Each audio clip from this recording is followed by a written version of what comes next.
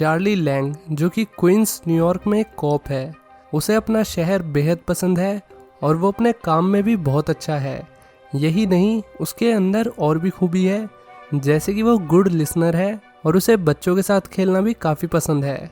कुल मिला के चार्ली लैंग एक अच्छा इंसान है, लेकिन उसकी बीवी मैरियल बिल्कुल भी उसके जैसी नहीं है। उसे इस जगह से नफरत थी और वो हमेशा कंप्लेंट ही करती रहती थी। साथ ही वो पीठ पीछे अपने पति की बुराई भी करती रहती थी। अब हम एक वेट्रेस इवाना को देखते हैं, जो जज साहब को समझाने की कोशिश कर रही है कि उसके हस्बैंड ने उससे बिना पूछे उसका कार्ड इस्तेमाल किया।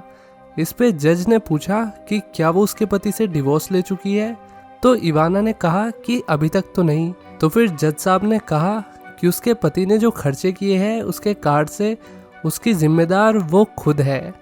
ये कहते हुए जज साहब ने उसे बैंकरप्ट डिक्लेयर कर दिया। दोस्तों, जब किसी के पास बिल्कुल भी पैसे नहीं होते और उस पर कर्जा भी चढ़ा होता है तो उसे बैंकरप्ट घोषित किया जा सकता है। इसका नुकसान ये है कि वो इंसान फिर कभी लोन के लिए कहीं भी अप्लाई नहीं कर सकता। ये एक तरीके से सिबिल स्कोर के बिल्कुल कम हो जाने जैसा है। एक दिन मैरियल ने चार्ली से कहा कि वो इस छोटे से अपार्टमेंट में नहीं रहना चाहती। उसने चार्ली को लॉटरी खरीदने के लिए कहा। इस पे उसका जवाब ये था कि लॉटरी जीतने के चांसेस बहुत कम होते हैं, लेकिन बीवी ने कहा है तो बात तो माननी पड़ेगी। उसने अगले दिन एक लॉटरी टिकट खरीद ली। फिर वो और उसका साथी बो ब्रेकफास्ट करने के लिए रेस्टोरेंट में जाते हैं, जहां इवाना आज लेट आई थी और वो इस बात से भी परेशान हो रही थी कि वो अपने ग्लासेस लाना भूल गई। हालांकि उसके ग्लासेस उसके सर पर ही थे। फिर वो चार्ली और बो का ऑर्डर लेने आई। चार्ली उसकी खूबसूरती देखकर कुछ सेकंड्स के लिए थम सा गया। चार्ली ने देखा कि वो खराब मूड में है, इसलिए उसने लड़की को चेयर अप करने की कोशिश करी। तभी उनका रेडियो बज जाता है और उन्हें तुरंत यहाँ से निकलना होता है। चार्ली उसके पास कॉफ़ी के पैसे देने आता है, लेकिन उसके पास उसे टिप देने के लिए पैसे नहीं थे। तो चार्ली ने उसे लॉटरी की टिकट दे दी और कहा कि अगर ये लॉटरी लग गई तो आधे पैसे तुम्हारे और आधे मेरे। उसने कहा कि वो कल सुबह वापस आएगा जीत के आधे पैसे लेने के लिए। शाम को चार्ली बच्चों के साथ खेल रहा था। फिर घर आकर वो अपने पैर पानी में भिगो के रखता है तो मैरियल उस पर चिल्लाने लगी कि उसे ये काम कहीं और जाके करना चाहिए। चार्ली बिना कुछ बोले वहाँ से उठ गया। जब लॉटरी के नंबर्स को टीवी पे ब्रॉडकास्ट किया जाने वाला था तो मैरियल चार्ली को सुनाने लगी कि उसने गलत नंबर चुन लिया, उसे उसकी शादी वाला नंबर चुनना चाहिए था। लेकिन जब लॉटरी नंबर अनाउंस हुआ तो इनकी लॉटरी लग गई और मैरियल तो बिल्कुल पागल ही हो गई, जबकि चार्ली ने ज़्यादा रिएक्ट नहीं किया। वे लोग $64 मिलियन जीत गए थे। लेकिन जल्दी उन्हें पता लगा कि 16 और लोग हैं जिन्होंने सेम नंबर चुने थे, मतलब उन्हें $4 मिलियन मिलेंगे। इस बात पे मैरियल को बहुत गुस्सा आ रहा था। वो बिल्कुल साइको लग रही थी, पागलों की तरह चिल्ला रही थी। फिर चार्ली ने बताया कि उसने वेट्रेस के साथ टिकट शेयर करी थी। इस बात से मैरियल और पागल हो गई और उसने कहा कि जल्द से जल्द उससे वो टिकट वापस लेकर आओ। अब चार्ली ने बो से पूछा कि उसे क्या करना चाहिए। क्या उसे इवाना को बताना चाहिए कि वो 4 मिलियन जीत गए हैं या नहीं। बो ने कहा कि ये पूरी तरीके से उसके ऊपर है कि उसे क्या करना है।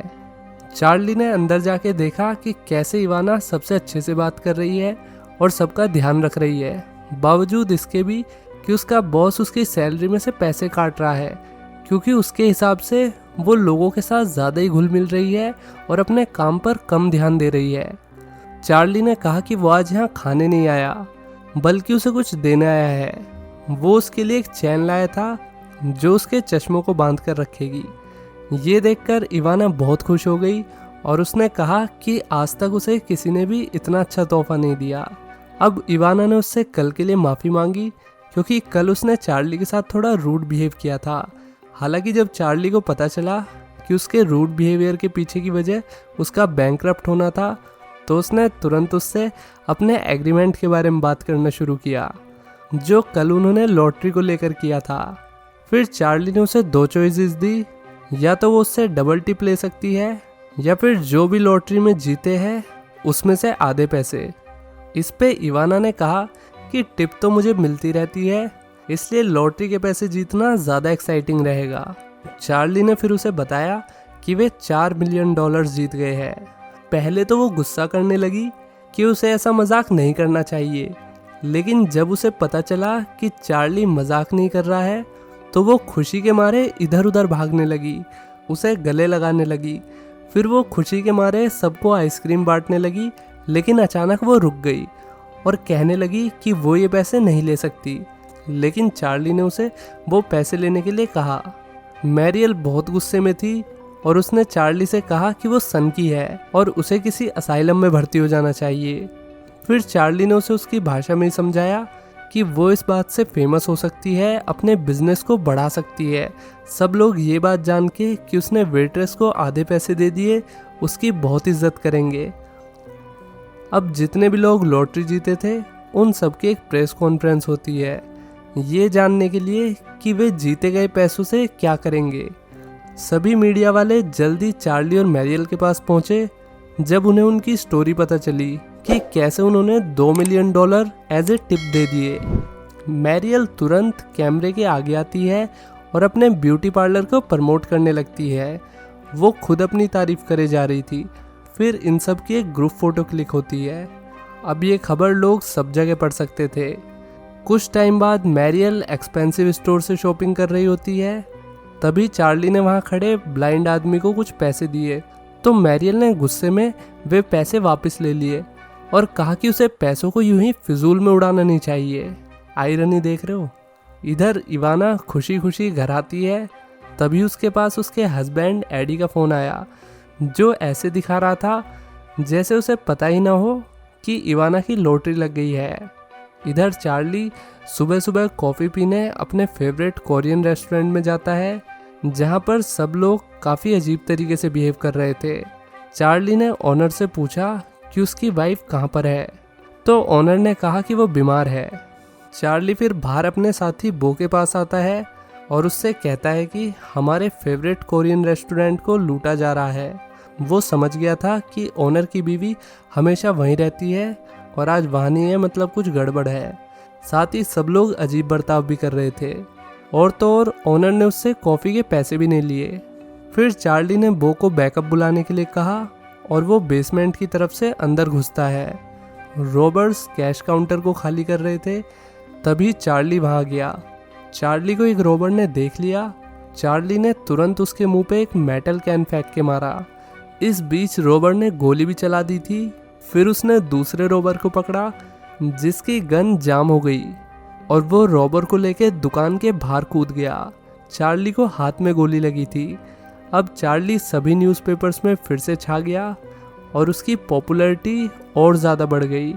उसने मीडिया के सामने स्पीच दी कि उसे अपने काम से बेहद प्यार है और वो अपने लोगों को सुरक्षित रखने के लिए वो सब करेगा जो वो कर सकता है। फिर उसने $10,000 पुलिस वीडियो फंड में डोनेट कर दिए, जिससे उसकी बीवी की जल के राख हो गई।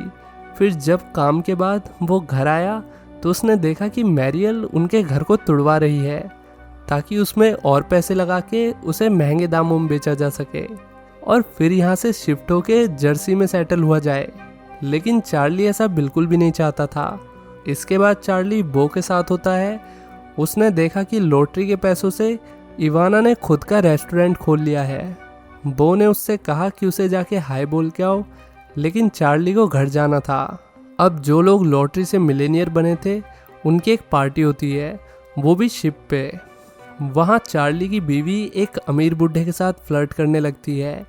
तभी चार्ली बाहर की तरफ आ गया और उसने देखा कि इवाना भी यहाँ आ पहुँची है। इवाना के पास टैक्सी वाले को देने के लिए खुले पैसे नहीं थे, तो चार्ली उसकी मदद करने पहुँच गया। तभी शिप यहाँ से चला जाता है और वे दोनों यहीं रह गए। अब इवाना ने चार्ली से माफ़ी मांगी तो चार्ली ने कहा कि अच्छा ही हुआ शिप चला गया। वैसे भी उसे वहाँ बिल्कुल अच्छा नहीं लग रहा था। फिर इन दोनों ने सोचा कि हम रेडी हो रखे हैं तो क्यों ना डिनर पे जाया जाए। वहाँ चार्ली को इवाना के मैनिपुलेटिव हरामी पति एडी के बारे में पता चला और इवाना को चार्ली की बीवी के बारे में कि वो कितनी लालची और सेल्फ सेंट्रिक पर्सन है। इसके बाद ये दोनों साथ में डांस करते हैं और इन्हें एक दूसरे के साथ वक्त बिताना काफ़ी अच्छा लग रहा था। जाने से पहले इवाना ने कहा कि वे कल फिर मिलेंगे। अब चार्ली वापस शिप पर आ गया, लेकिन मैरियल को पता भी नहीं चला कि वो यहाँ था ही नहीं। अगले दिन चार्ली इवाना को स्केटिंग करनी सिखाता है और खुद ही लेक में जा गिरता है। फिर चार्ली ने कहा कि उन्हें कुछ और ट्राई करना चाहिए। फिर वे दोनों मेट्रो में गए और वहाँ उन्होंने सभी लोगों के घर जाने की टिकट फ्री कर दी, जिससे सभी लोग बेहद खुश हो गए। फिर वे दोनों एक पूरे बेसबॉल स्टेडियम को रेंट पे लेते हैं और वहाँ अपने गली मोहल्ले के बच्चों को बेसबॉल खेलने के लिए बुला लेते हैं। ये सब बहुत अच्छा था। इवाना बहुत खुश थी, लेकिन जब वो घर पहुंची तो उसने देखा कि उसका पति घर पर ही आ रखा है। इवाना ने उसे यहाँ से जाने के लिए कहा, लेकिन वो नहीं गया। इधर मैरियल चार्ली पर इल्ज़ाम लगा रही थी कि उसका किसी और के साथ चक्कर चल रहा है। फिर मैरियल ने कहा कि वो वर्किंग क्लास आदमी के साथ नहीं रह सकती और वो जानती थी कि चार्ली अपनी जॉब नहीं छोड़ेगा, इसलिए उसने उससे डिवोर्स मांग लिया। इधर एडी को इवाना के पैसे चाहिए थे। वो अपना सामान उठा के यहाँ से चल दी और जाते हुए उसने कहा कि उसके आने तक अपार्टमेंट खाली हो जाना चाहिए, नहीं तो वो पुलिस को कॉल कर देगी। चार्ली को भी इधर घर से निकाल दिया गया और चार्ली होटल प्लाजा में इवाना को देख के सरप्राइज रह गया। फिर दोनों ने आजू बाजू में रूम लिया। अब दोनों रात को मिलते हैं और थोड़ी बहुत बात करके एक दूसरे के करीब आ जाते हैं। अगली सुबह वे दोनों साथ में बहुत खुश थे, लेकिन जैसे ही वे यहाँ से निकले तो उन्हें रिपोर्टर्स ने घेर लिया। चार्ली और मैरियल अब डिवोर्स ले रहे थे और अब मैरियल को पूरे 2 मिलियन चाहिए। चार्ली मान गया, लेकिन उसका लॉयर इस बात से परेशान हो गया।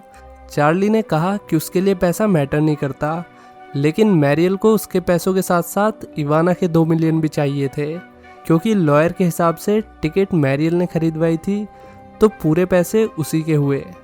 इस बात पे चार्ली को गुस्सा आ जाता है।